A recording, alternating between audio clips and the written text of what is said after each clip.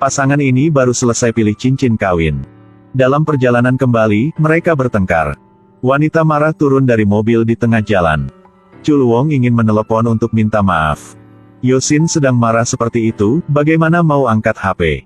Tidak menyangka dia tinggalkan calon istrinya. Sendirian pergi dari situ. Hei! Pergi.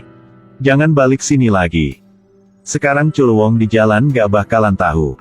Karena masalah ini dia akan menyesal seumur hidupnya. Setelah kemarahannya mereda, Chul Wong kembali mencari Yosin. Tapi tidak menemukan dia. Mayatnya kemudian ditemukan di hutan belantara. Ternyata, setelah ditinggalkan oleh Chul Wong, dia berjalan dengan sepatu hak tinggi. Di jalan yang sepi, tidak ada siapa-siapa. Dua kaki sudah lemah. Dia ingin menelepon untuk minta bantuan. Tapi pada saat itu, sebuah mobil muncul di belakang. Ketika Yosin bangun, mendapati dirinya terluka parah. Terkunci di ruangan kecil. Dia mencoba yang terbaik untuk melepaskan tali. Langsung melarikan diri. Ketika dia melihat cahaya di dekatnya, pikir dia diselamatkan. Tiba-tiba sebuah bola lampu menyala. Dorong dia jatuh ke tanah.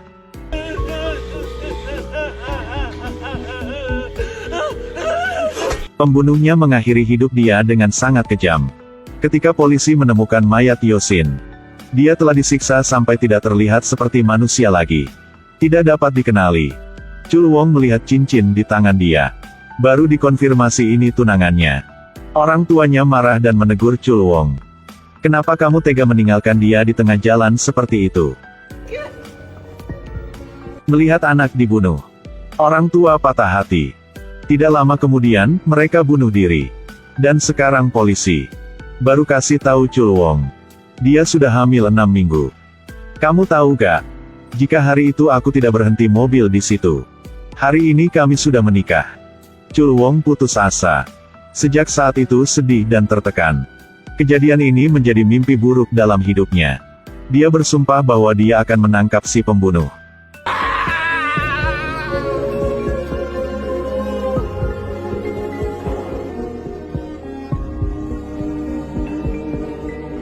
Pria ini mencoba memasukkan amplop ke celah pintu.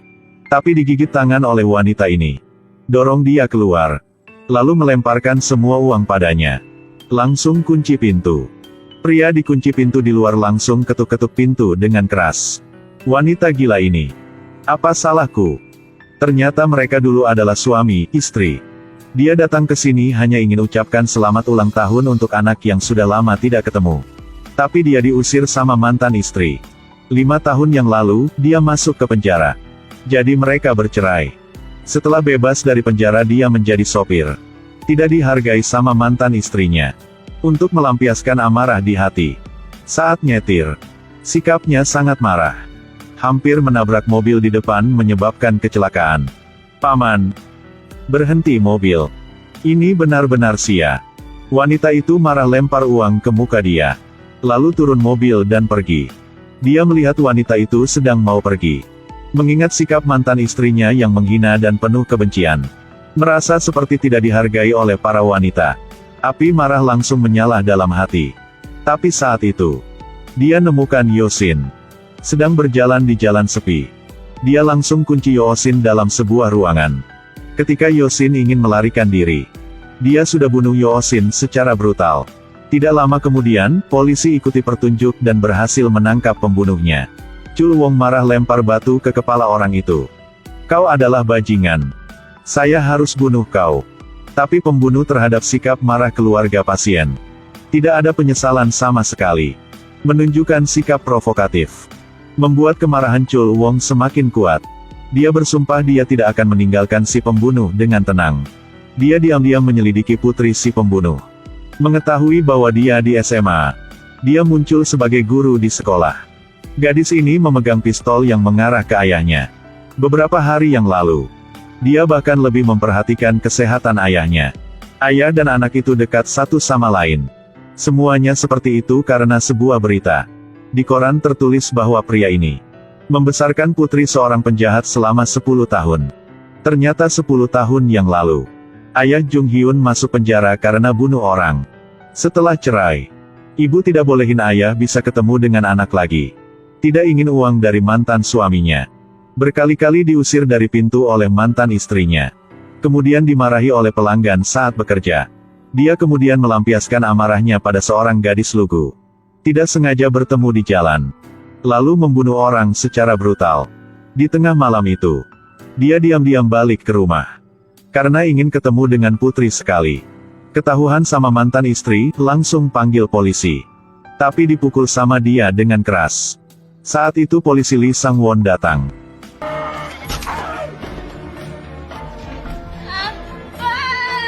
Orang seperti itu jangan hidup lagi. Tidak hati-hati menembak mati ibu punya Hyun Jung. Dan ayah punya anak itu dijatuhi hukuman mati. Hyun Jung hilang ayah dan ibu.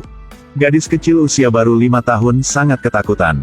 Menggigil dan bersembunyi di lemari. Paman. Aku tidak melihat ibukunya. Ibuku kemana?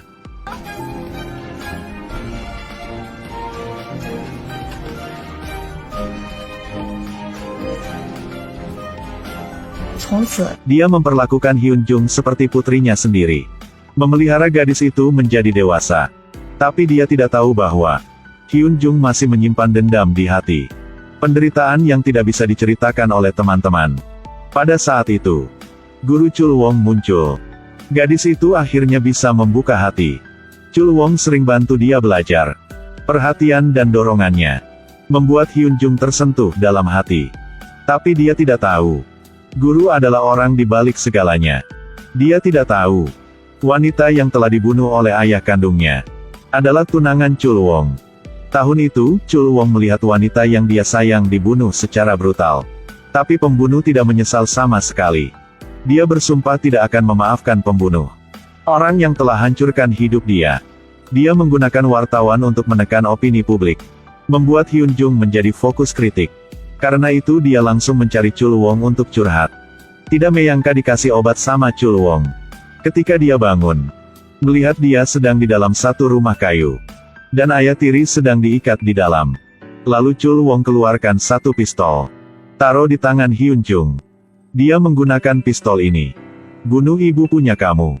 Dari dulu sampai saat ini aku tidak pernah lupa kau yang membunuh ibuku. Kenapa aku harus bersembunyi?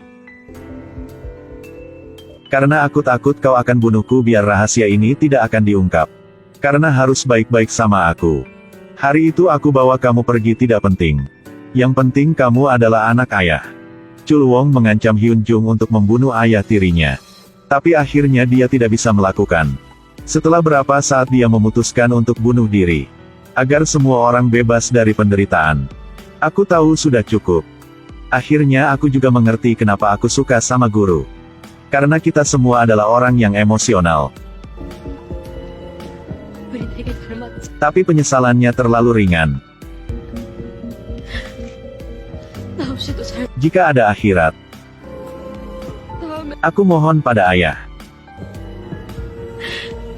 Menjadi ayah kandung punya aku.